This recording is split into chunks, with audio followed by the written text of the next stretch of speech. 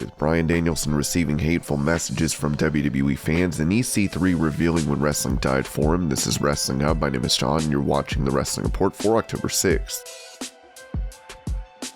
Before we get into the rest of the video, make sure you subscribe to Wrestling Hub and turn on all notifications to stay up to date with everything in the world of pro wrestling.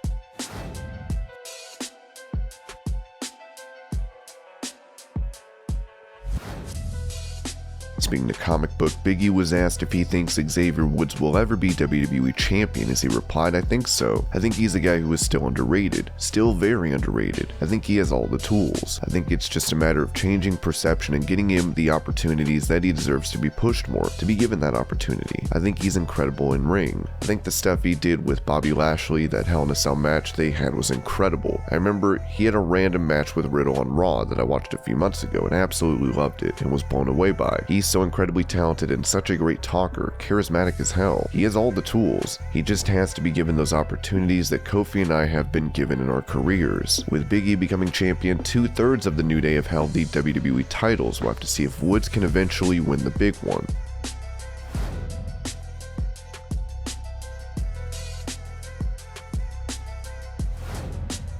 The man formerly known as Eli Drake, now going by LA Knight, has been making his presence felt on NXT. He was expected to be called up to the main roster during the latest draft, as former WWE referee Jimmy Corderas was surprised he was not picked, saying this during his ref and rant. "One thing that really got to me, picking somebody up from NXT, and yes, you don't want to deplete that roster too much, but there was one glaring omission of someone who should have been drafted to the main roster but didn't get drafted there. LA Knight. Believe me when I say this guy is a license to print money once he gets called up to the main roster. As long as he doesn't get tampered with too much, I think this guy has all the potential to be the best heel going."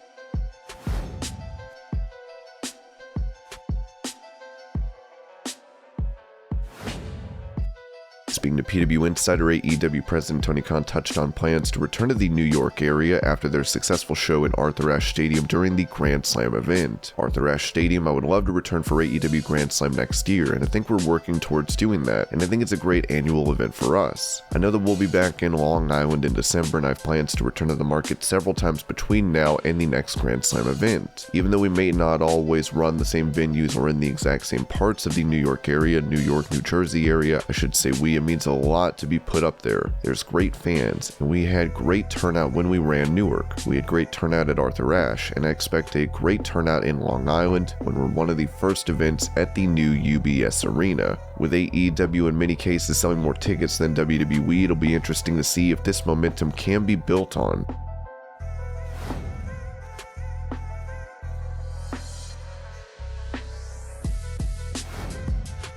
Drew McIntyre will be facing Big E at the Crown Jewel event on the 21st for the title, as he recently told DAZN that he feels bad about him being WWE champion. "I was just like everybody else on planet Earth, ecstatic. There's nobody that deserves to be WWE champion more than Big E. I've watched him come through FCW to NXT to start on the main roster as a very serious character, which is not the real him, to teaming with the New Day guys, initially as a serious group and finally shown their personality, getting over a huge and paying his dues while being such a nice guy the whole time and finally winning the big one. I was over the moon for him. The whole world was over the moon for him. I just feel bad that he's champion because I have to take it off of him because I want it back." More than likely, McIntyre will come up short in this bout, as he looks set to be a member of the SmackDown roster when the draft goes into effect after the 21st.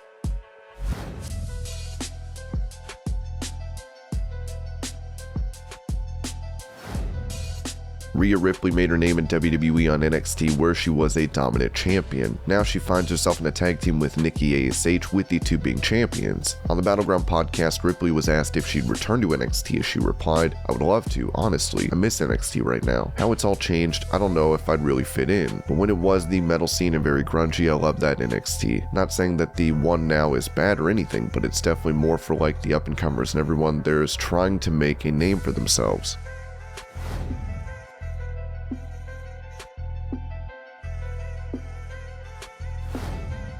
Wade Barrett, Sheamus, Alberto, Del Rio, and Rusev were a force to be reckoned with as the League of Nations. While the faction did not last, Mojo Rawley revealed on Chris Hero's High Spot Shoot interview show that there were plans for this group to be rebooted. My most recent Mania, I'm doing the heel thing and I tagged with Cesaro and Nakamura. They liked that. They were talking about that being a new League of Nations, and I was going to be the mouthpiece of it. Who knows how much that was going to be a thing. I'm doing my heel work, then the 24 stuff was around there, then I moved to SmackDown, and I was immediately hyped up babyface to bring in Rob, and we had big plans that didn't materialize because of the pandemic. He went back to football. They put me right back to being a heel immediately, and I was flip-flopping every week. With him recently getting a position for TMZ Sports, Rawley has not returned to action just yet following his release from WWE.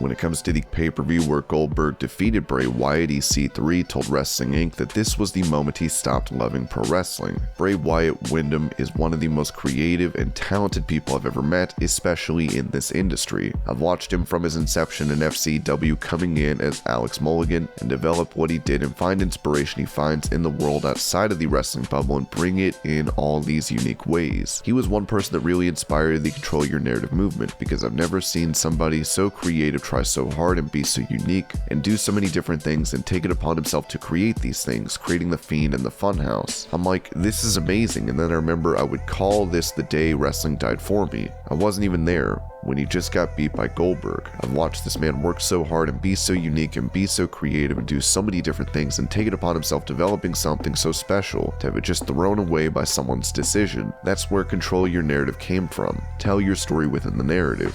No matter what company you're in and no matter how much creative freedom you may have, there's still somebody there that's going to make decisions and call and manipulate and play with, so it's never unadulterated. It's never pure. What I want to create in a forum, a platform for any talent to knock on my door to freely, creatively explore themselves, the personas, the realities in the truest form possible. So it's taking a while. It's hard working getting it off the ground and portraying something completely different to a world that is programmed to, like we're talking about, the same things. To bring it to their attention. I love having Adam's involvement. Really put a rocket ship on it. It will help the growth of this and hopefully the ideas and hopefully more and more people knocking. Hopefully I hear a fiendish cackle outside the door when I hear a knock one day. I'm really praying to hear that. Bray Wyatt's non-compete clause is set to expire towards the end of this month, as there have been reports that he's been in talks with AEW. Impact Wrestling is also interested in signing him with an unknown where he'll end up.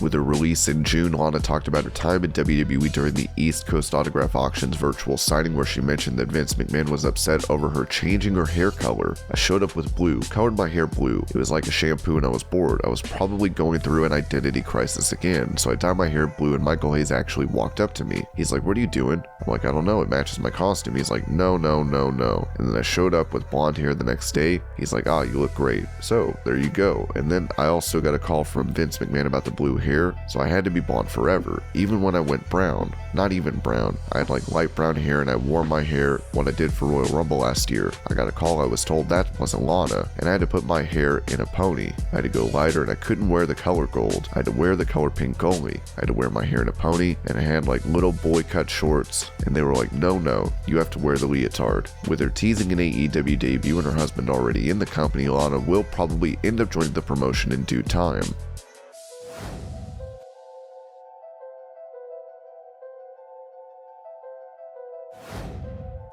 During that same signing, Lana mentioned her time as a wrestler in WWE and noted that she would have been a champion had she looked like Charlotte. Probably 2017 to 18, I felt like I could bulk up and look like Charlotte Flair, then maybe I could become champion. Unfortunately, it didn't work out for me. You know, not everyone can be genetically superior, and also have a famous father that is 16, 17-time champion. His daughter is going to surpass him pretty soon.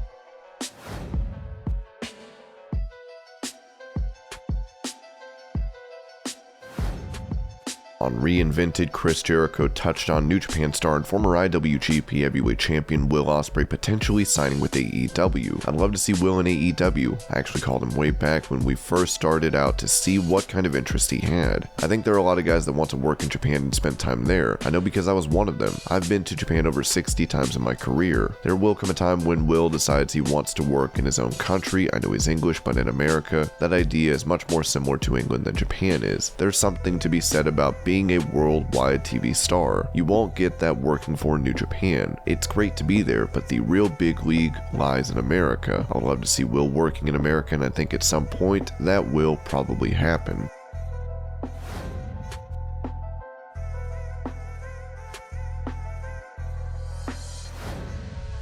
With Bryan Danielson making the jump to AEW, he revealed to ABC's 6 Action News in Philadelphia that he received many harsh words from WWE fans. So it just felt, it's weird. You know, there's a decent amount of tribalism in our culture today where it's like people are, say politically, if you're right, everything on the left is bad. If you're left, everything on the right is bad. And same thing with wrestling. There's WWE fans and the worst ones would be like sending death threats to me on Instagram, or not death threats, but I hope you die, or I hope your son dies, or something like that. But that's a small minority. I think wrestling fans for the most part are great people and great humans, but what it does is it tells you, it's kind of like conspiracy theories. The really bad conspiracy theories, so like flat earth or something like that, it's like you don't listen to the flat earthers. Why do they? The issue is distrust, right? They don't have a trust. So the most hardcore of these people who are saying these horrible things, well, they're mad. Why are they mad? Well, because we supported you for years and years, and we're the ones who pushed you to this level, and we feel like you've betrayed us. We feel like you left us, and that sort of thing.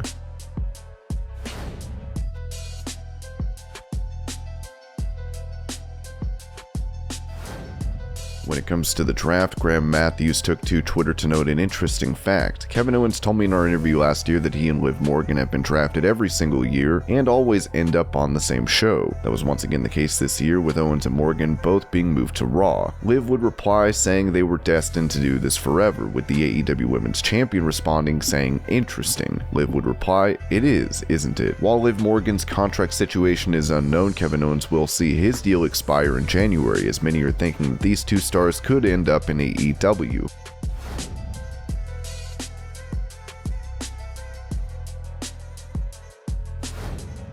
Johnny Gargano was removed references to NXT from his social media as he put out a tweet showcasing his title saying, "What's next?" With NXT looking to create stars that are tall, Gargano will probably look to head to AEW after his contract expires on December 3rd, according to reports.